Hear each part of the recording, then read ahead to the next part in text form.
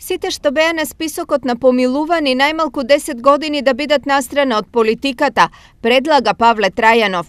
Поради ова, неговиот Демократски сојуз бара измени во законот со кој ова прашање ќе се реши.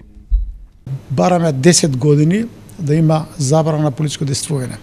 Може би е најдобро сега да законот за помилување да се промени и тие што беа аболицирани од страна на Ѓорѓи Иванов, презал Ѓорѓи Иванов, најдобро е да се промени законот а после тоа беше понишена таа аболиција, но доволна основа е тие да бидат ставени или да биде ставена законска одредба дека не можат да извршуваат јавна функција, не може да бидат функционери. Иако до изборите и изборната кампања има уште многу, политичките партии ги започнаа изборните групирања и коалиции. Демократскиот сојуз заедно со Фродем, Демос и Мора работничка партија подготвивме коалиција, формираме коалиција за промени правда.